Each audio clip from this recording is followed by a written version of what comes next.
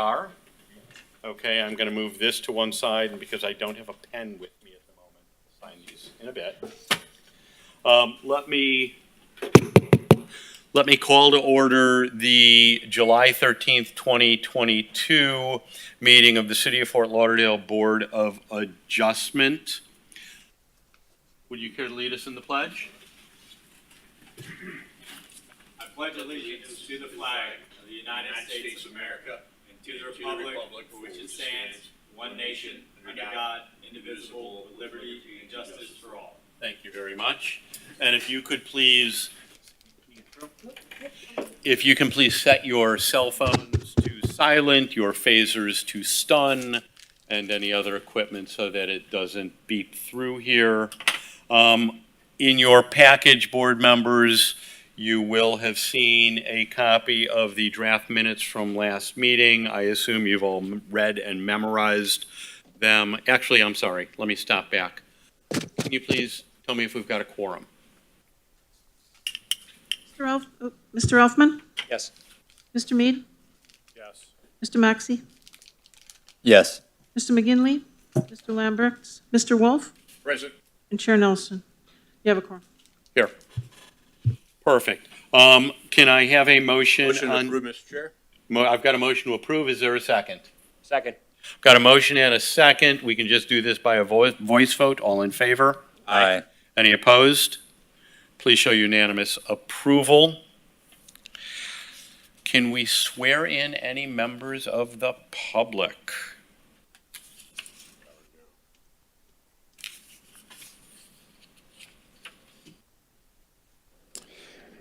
Any individuals that are going to speak on any item tonight, if you would please rise and raise your right hand to be sworn. You swear or affirm that the testimony that you're going to provide is the truth, the whole truth, and nothing but the truth. Thank you. When you approach the dais, please state for the record your name and whether or not you have been sworn. Very good. Thank you very much.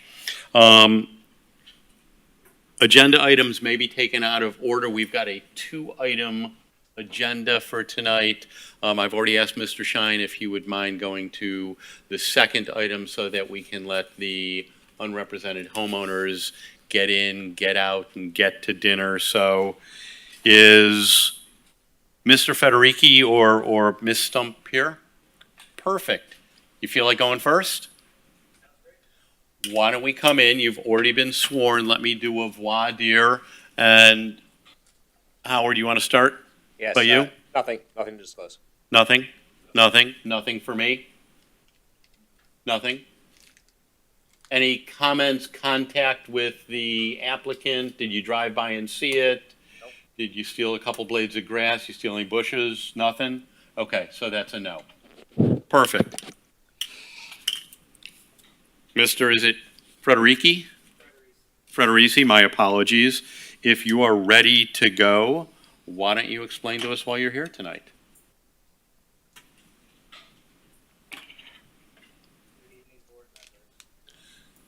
Wait, hold on 1 second. I'm going to supercharge you a little bit. Check, check. Good evening, board members. Thank you very much for the opportunity to be able to speak to everybody tonight. My name is Anthony Frederici, and this is my wife, Dana, out here in the audience. We both moved to Fort Lauderdale back in 2014. We thought that it was going to be a temporary move, but we quickly fell in love with the city, and back in April of 2021, we ended up buying our first house together. Quickly after we moved in, we were caught between deciding whether we wanted to do a renovation on the home or if we wanted to do a pool. The first images that you can see right here is the plot of our land. Also, it includes the plot of our neighbors, which we'll come to later in the presentation. So we decided after a couple summer Florida days here that a pool was going to be a much better suit to us. So the first thing that we decided to do was walk around and get some ideas from our neighbors in the neighborhood. From there, we gathered dimensions, sizes, designs, and different pool finishes. The picture that you can see right here is the final design that we ended up coming up with, and also to give you guys a visualization of where the pool would be placed in the yard.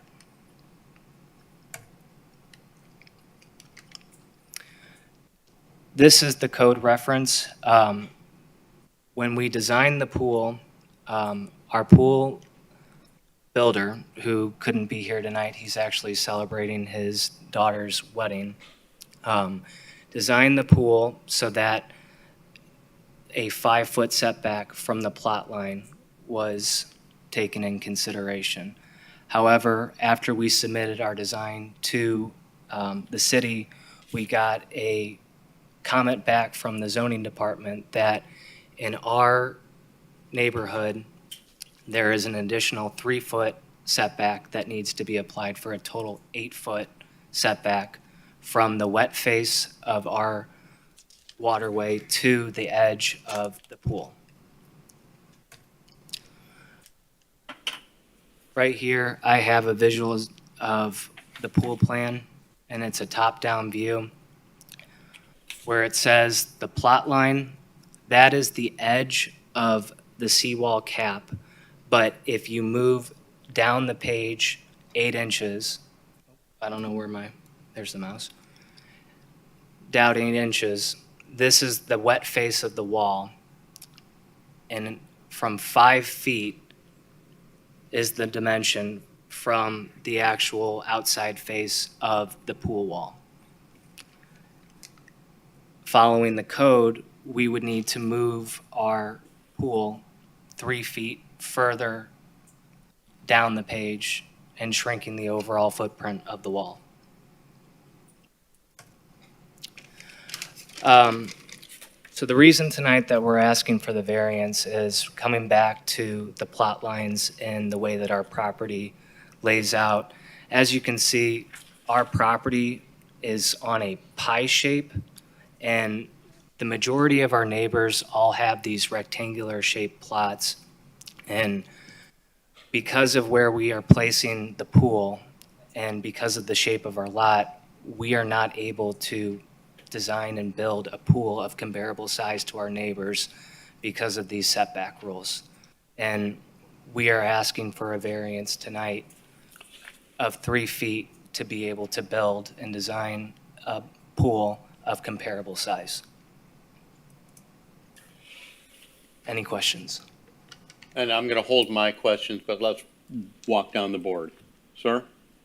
I just have are we talking about variance just from the back or from whole property line? It would be from the water edge and the southern edge, so it would be also, can you see the screen? From the south edge too. Okay. I got a code question. Is there, A member, if you could turn on your microphone, please. sorry, better? Yes, thank you. Is there a code requirement of walking space or free space around a pool? Forgetting setbacks, but just space? For zoning, there is no requirement for zoning wise. Maybe it's a Florida building code issue, which we don't deal over here. Okay. But zoning wise, there is no such. Doesn't the setback from the rear lot line incorporate that somewhat, though? Yes, maybe, if you want to say setback. And in the Fort Lauderdale zoning, it's only 5 foot, but this is annexed area. That's why it's 8 foot in the annexed area. If I can provide a little clarity on that.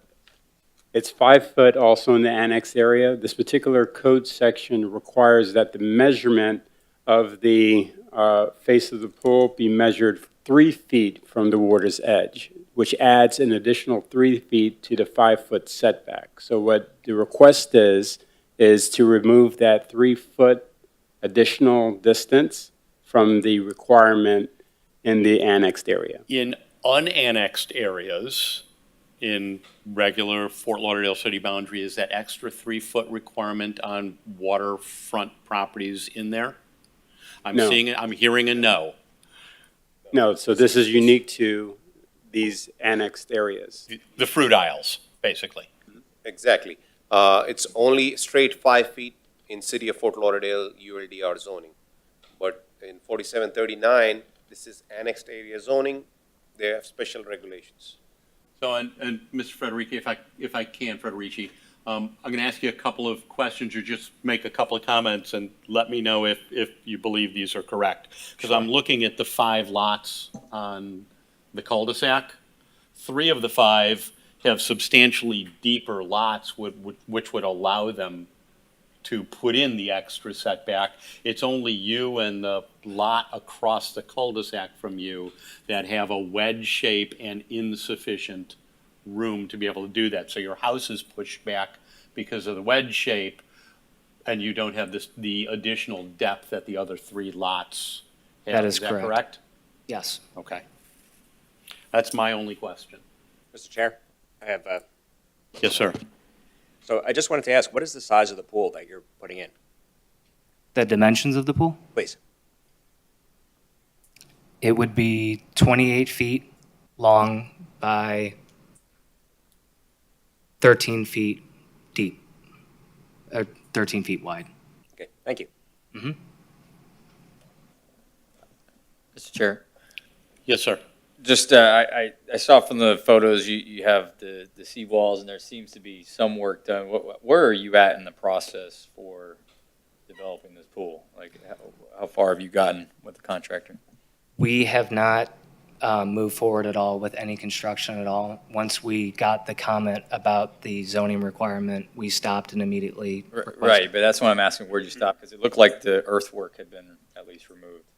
Oh, that was from a separate piece of, that was a separate permit. I got a separate permit to level out the yard and put a retaining wall in the backyard. Okay, got it. Perfect. Well, let me close the public I hearing. think your comments sort of were echoing what mine was. With Yeah. the characteristics of the property in general compared to the neighborhood. That and the unique nature of Hardship that the gives- fruit lots, right. Yeah, okay. So let me close the public hearing, see if there is anybody, there's a sea of people out there. Anybody from the public who wants to speak on this? I can't, I'm looking across the street, there's nobody there. Nope, I'm not seeing anybody, so we'll close that aspect. And I'll ask if there are no more questions from the board. Mr. Federici, I assume you have finished your presentation, correct? Yes, sir. Any motions from the board?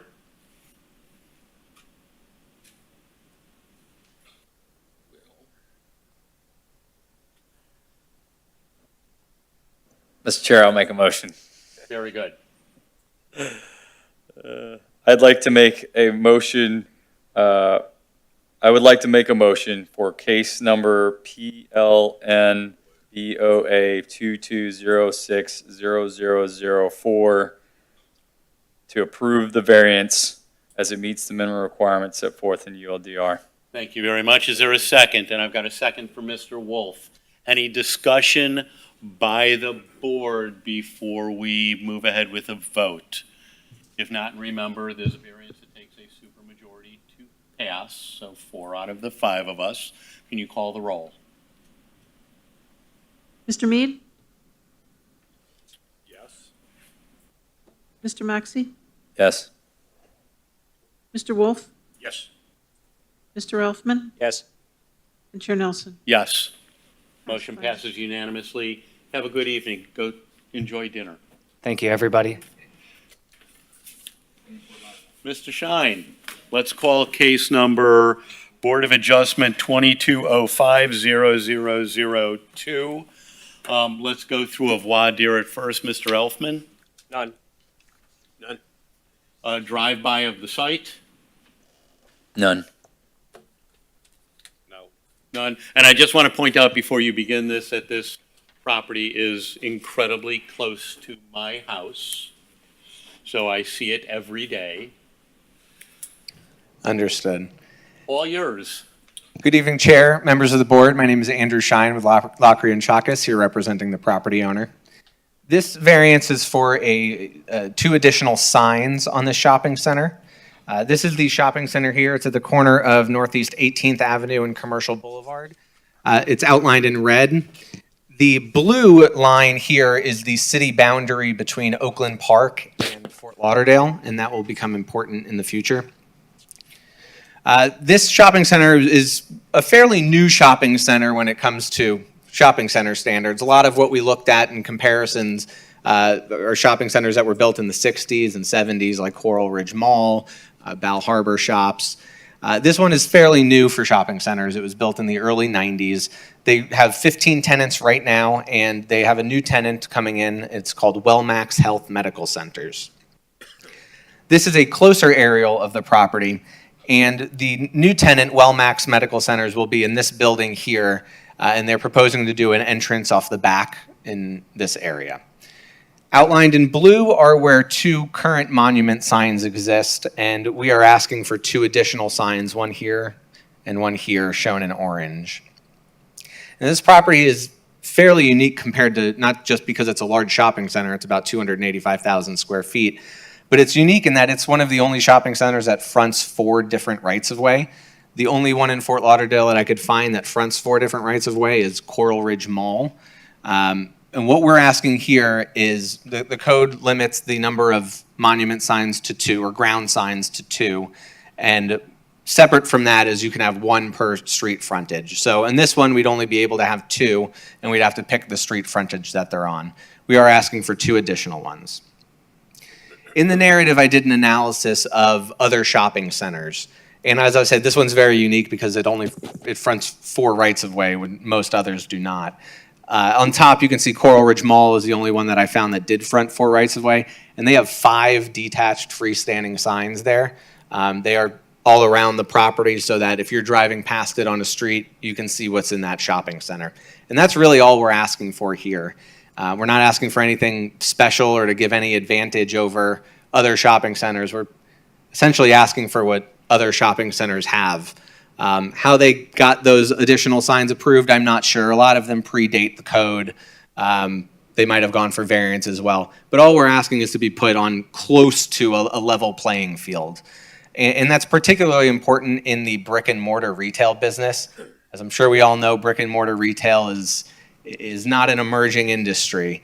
And when these tenants or prospective tenants come to find a shopping center, signage is one of the most important things that they can have. It's their visibility on the street.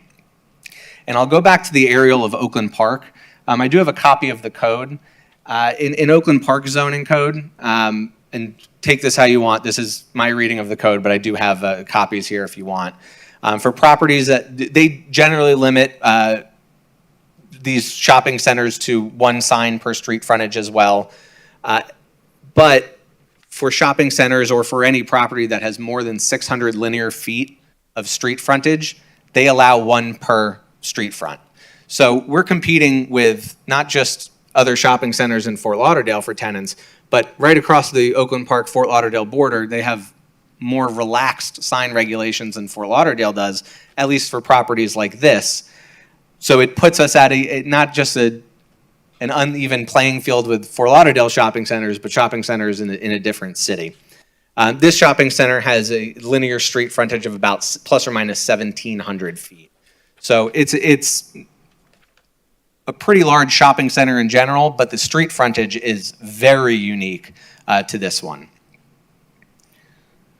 This is the kind of sign that we're requesting. It'll look almost exactly like this. It's about 10 feet. It's 10 feet in height, and it's a standard monument sign. They do have this sign at the south entrance to it. This is a little larger. We're requesting for 2 of the smaller ones. And this aerial is important, this street view, sorry. On the left, you can see a red arrow, which is pointing to the entrance of where the new Wellmax will be, and that's where all the patient drop-off and pickup will occur. It won't occur in the very busy shopping center part of it where all the parking lots are. It'll occur in the back over here. And all the way on the right, you can't even see the sign, but all the way on the right is where that first monument sign is that would have Wellmax on it. So it's not just an advertising thing and putting us on a level playing field with other shopping centers. It's a convenience and a safety thing for actually getting to this health center and showing where it is. I actually put this in the presentation. This is the from the Oakland Park Code, which is right across the street. Corner sites having an aggregate frontage of 600 feet or more shall be permitted a sign on each frontage. And Table 2A, which is here, lists the maximum height and square footage and all of that.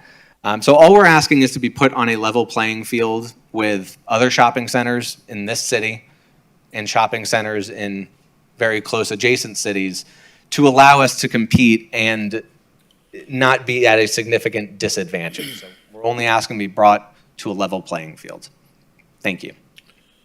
Very good, and let me close the public hearing for a second and look out into the sea of people in the audience and see if anybody from the public, I'm not seeing anyone. I've got a couple of questions, but I'll sit till last, and why don't we go down the board? Mr. Elfman? I'm still wondering about the comparison with the neighboring cities. Okay. So digesting that, but I don't have any specific questions. Okay. Mr. Wolf? The Wellness Center, what type of services are they providing? I couldn't hear you. Wellness Center, oh, excuse me. Thought that was on. It's a health clinic. It's a health center, Yes. but they expect a lot of traffic in there. Is it, I don't know quantity of traffic that they're expecting, but it is patient drop off and pickup, which what type of services? Or, I mean, is there a public safety aspect to the business there, like a medical center or a? it's more like an urgent care, I guess we can say. It's not an emergency room. It's not like it's not care. gunshot An victims. urgent care. Right. And that you're also saying that sign might aid in driver assistance or not, or stop But confusion. sort of a directional sign? Right, it's a directional sign to get in there. Right. Yeah. There is no direction to. Oh, I'm familiar with the shopping area. Right. Yeah, I live right, used to live down the street. Yeah. There's on these two streets, this one and the one in the rear. There's no indication at all of a shopping center being there, or what's in the So, shopping. Mr. Shine, the sign that we're looking at that will go by what has historically been the truck entrance or the local neighborhood, oh, I know it, the back way to get in entrance, what will go on that sign? The Wellmax's logo, and And none of the other tenants, just Wellmax and a arrow pointing in? we haven't picked out if any others want to be on there yet. It's predominantly for Wellmax. If the board wanted to put some type of condition, I don't know what the limitations could possibly be, but it's for Wellmax. Aren't conditioned. We wouldn't mind a proffer if you were to restrict it to Wellmax and a directional indication.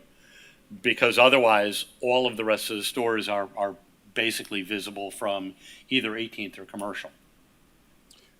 Chair, the question with regards to that condition, when the tenant leaves that facility, I said the question, Dwayne Spence, Assistant City Attorney. Question with regards to the suggested proffer. When that tenant leaves its space, does that mean that the variance expires? It's tenant specific based upon that occupation and that use.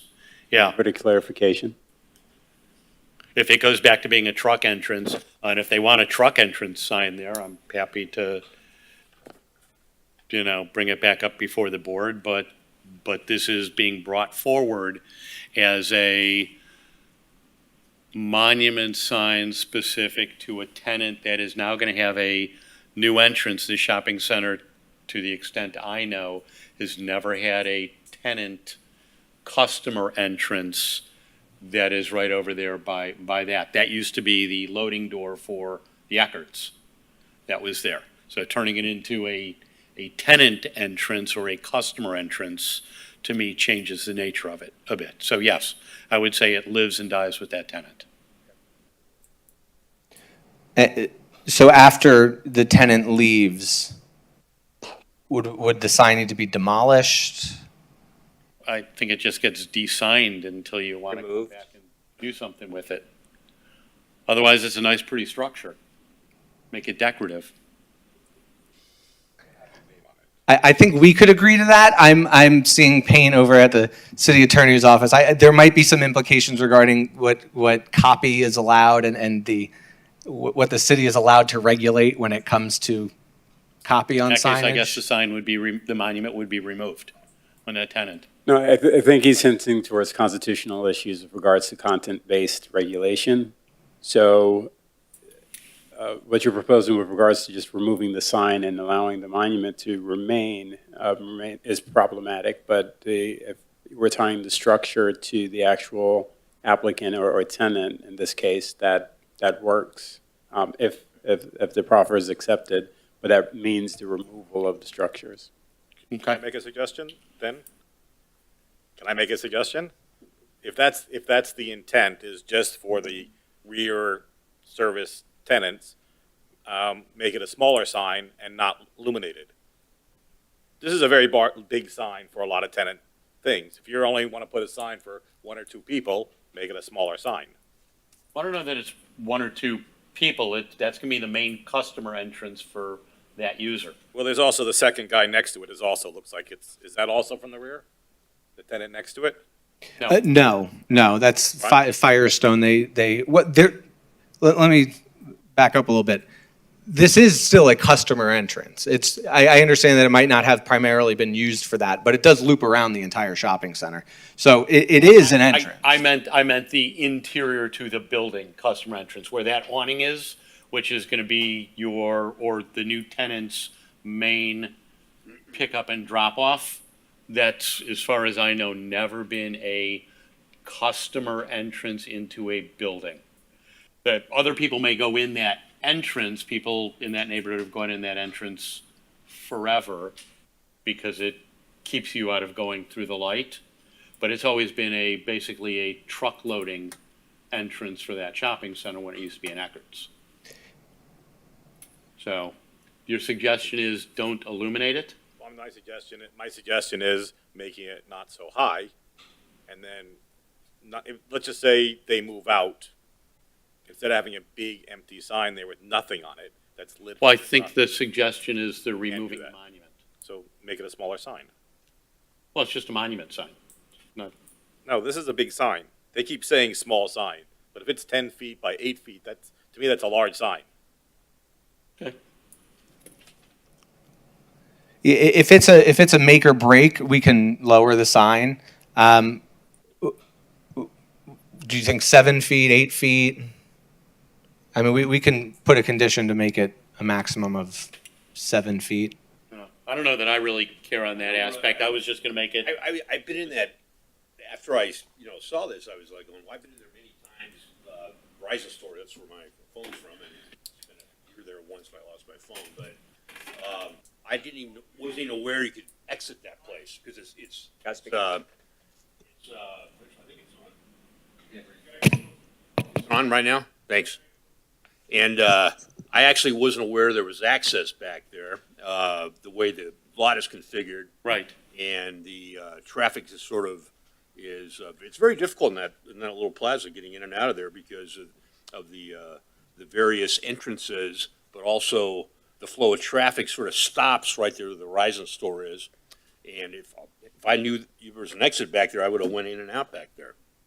But I don't think the size of the sign necessarily I don't care about that as long as if it's removed, if the use is different in the building. Mr. Chair, if we're going to say it is a directional sign, there probably should be at least an arrow, right? Like it's something pointing, and that's the justification, regardless of the size is. And I'm at sorry least if some I sort of forgot the arrow. name of the tenant, but whatever, patient pickup and drop off. We were trying to keep it consistent with at least the look of the shopping center and the look of the other signs. So Yes, but you're getting a directional sign, and I think that's the distinction here, is that you need to have some sort of direction on the sign, whether it's. and advertisement for the tenant that's Sure, located back but there. it Name of the tenant, absolutely. And put the arrow or, patient drop off this way or whatever it is that you guys got to do, but just have something that distinguishes it from the monument signs. Because From there's just no a regular direction. advertising sign. Because while I heard the discussion about Oakland Park. It's Oakland Park as opposed to Fort Lauderdale, and I understand it's kitty corner across there, but I think this board, if I'm looking right and left, would be a lot more comfortable with approving something that really focuses, as the presentation did, that this is a kind of a directional entry sign for what has not been really a common entrance into the shopping center. And you're right, you can still get around to all the rest of the shopping center there, but you don't see this tenant from the street like you see every other tenant. You've got to be going to the back, and the directional sign kind of helps guide you there. And what's your feeling on the other sign? He's asking for two signs. Chair, I think I would ask the applicant whether he would want to bifurcate his variance request into two requests, one for the directional sign for the tenant and one for the one on the intersection. Yes, we can definitely bifurcate those. I just want to caution with the term directional sign because that is defined in the code and it's a different style of sign. So while we want the arrow to face towards there and it function as a directional sign, we would still want it to have the nice look of a monument sign. So we're generally fine with that concept, but directional sign has a different definition in the code. We can bifurcate the motion if we want to, but Mr. Shine, before we move on, can you walk us through the placement of each of the proposed signs? Sure. I think it's best shown on the aerial here.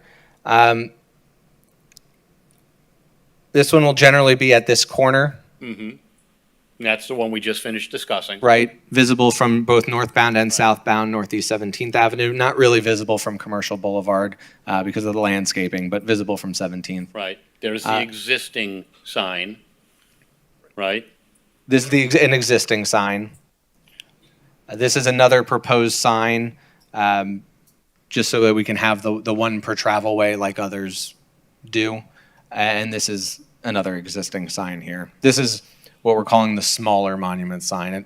It only because it's smaller than the other monument sign, but it's about 10 feet in height. So you've got an existing monument sign on 18th. You've got an existing monument sign on Commercial.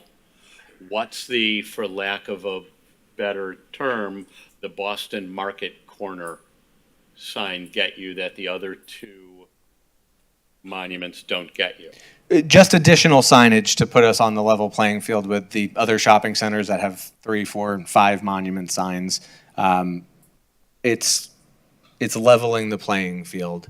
I will say that one is not as necessary, and if we wish to bifurcate it, then that's fine. But it's just to put us on the level playing field. Okay. Any more questions from the board, or are we ready for a motion? Well, I think I still have a question, Okay. because I'm a little confused with a couple of things we discussed.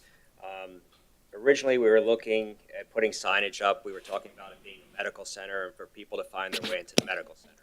I can't hear you that well, Mr. Elfman. The mic's on. Better? There you go. Yes. So originally, our conversation was, well, not originally, but our conversation was because it's going to be medical services for consumers to find their way to the medical services. So we had some discussion on that. Then the other monument sign that we have in the corner, I guess, of 18th Avenue, and that's possibly Commercial, was that meant to serve the same purpose, or were both of these originally meant just to be additional signage for the shopping center? The one on 17th is for a very specific purpose, and it's not just the Wellmax. There's another 11,000 square foot tenant that's vacant there. We don't have a tenant for that one yet, but if we could put theirs on the 17th sign, because that's closest to their entrance as well, that would be ideal. But no, we would like the sign. You know, it would put us on a level playing field if it was on 18th and Commercial, but it's not necessarily needed for the same purpose as the one on 17th, where there is no signage, no indication at all that there's access back there unless you drive past the driveway. So we are requesting two signs, but they're two very different purposes. Got it. I'm just going to suggest to you, following up on Mr. Elfman's question. If you look at your commercial boulevard frontage, you have a monument sign directly before the main commercial boulevard entrance. If you want one up at the corner for higher visibility, I would move the one on commercial up to 18th Avenue. It's still directional. They'll still see it before they hit the entrance in a way that they wouldn't on 18th Avenue. Understood. And if we want to bifurcate it now, I could bifurcate it and then withdraw the one on the corner. Just do it with the motion. Understood. I will say the one on the corner was not entirely needed. We did couple it with this application. The one on 17th is needed. Got it. So, with that in mind, is there a motion sitting anywhere on the floor? I got one more question. Yes, sir. Is this part of the location part of this too, or once we approve this, he can put the sign? The location is specified in the application. Okay. And first of all, we have to keep it on our site. We have to be a certain number of feet from walkways, sidewalks, and the property line. So it'll comply with all the zoning code. Right. Now, bear in mind if, say, for instance, the sign location at Commercial and 18th at the corner is not approved, property owner is always free to go in for a permit application to move one of the other monument signs up to that corner. They wouldn't need a variance for that, but that's up to them. Okay? All right. If it's all right, I would like to clarify what condition we're proposing regarding the copy on the 17th sign. I've advised that we can't put a condition on the copy. I'm suggesting I'd love to hear a proffer that the copy is specific to that tenant that sits right at that entrance. I would normally agree with that. In this case, we don't know what the back of this shopping center will look like 5 or 10 years. There may be another tenant that has an entrance back there. It's too unknown right now to make. Got it, in which case I suggest you might want to come back for a modification of the variance if you want to add another tenant. Understood. I don't think there would be any problem with it, but I don't know that I'm sensing the flavor of the board that they want to make it unlimited. Understood. So we do have one more tenant coming in. Again, we don't know who they are yet. It's the one next to the Wellmax, the vacant 11,000 square feet. Is that also a back entrance? To be determined. If we can limit it to 2 tenants, I think that would be great. The other signs have like 10 or 15 tenants on them. If we could limit, I think we'd be good limiting it to 2 tenants. I'm personally, without speaking for the board, fine listening to a proffer that says you will limit the signage to tenants that open up on that, whose main client entrance is that west face of the shopping center. I can make that proffer. Okay, for clarification on the record, if you would restate The proffer? proffer. The tenants, or at least we can't regulate copy. The number of tenant panels on the sign on 17th will be limited to the number of businesses that have their entrance facing 17th. Main entrance. Main entrance. Main entrance. For the sake of clarity for the board, the variance request before you today is to waive the requirement or vary from the requirements of 4722.3.0, which limits or permits only to permit 2 additional freestanding signs.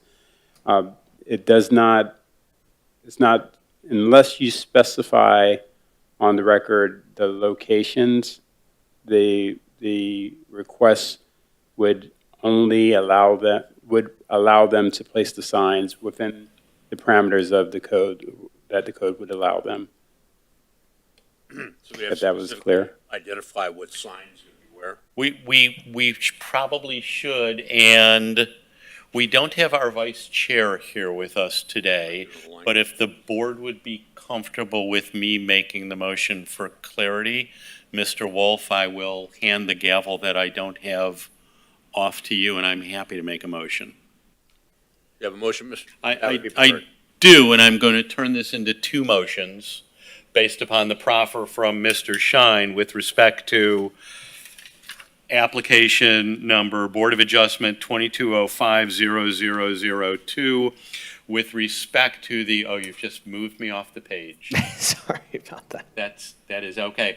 With respect to the sign requested at the entrance on Northeast 17th Avenue, I would move to approve the variance to allow that sign, incorporating the restrictive proffer that the number of tenants listed be identical to the number of tenants whose main entrance is facing Northeast 17th Avenue,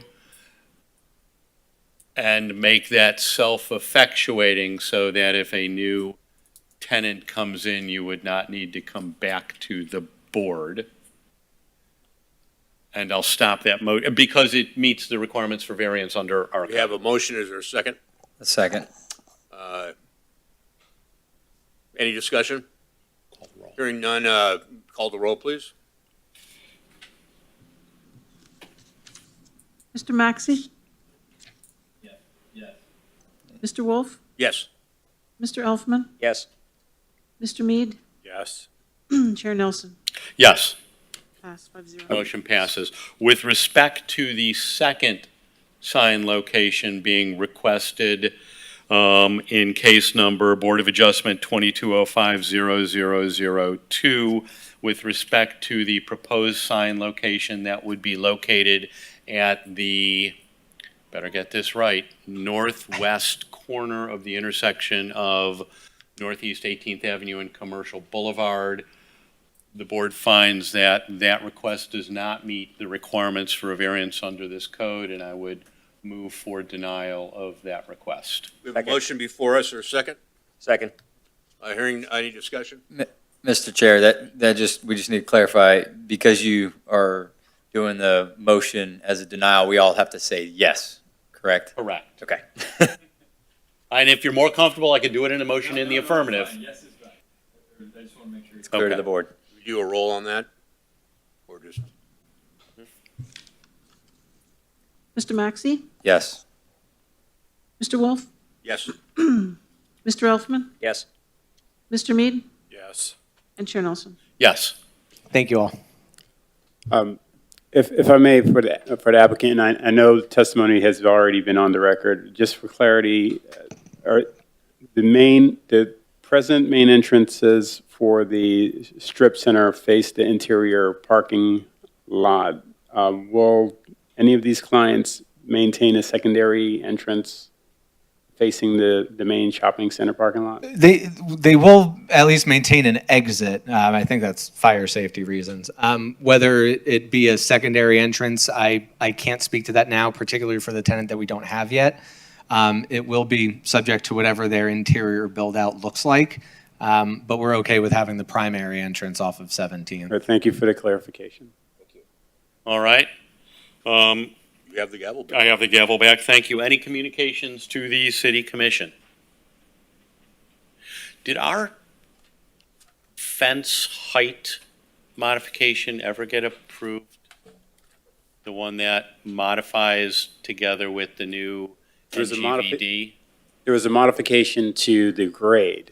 So the issue was where we measured the fence Right. from grade. And yes, that modification did go through. Great. Have we talked to any of the applicants who were requesting variances who might not have gotten them back when they still needed a variance to get that? Because I do remember one applicant come in and not get the variances I recall.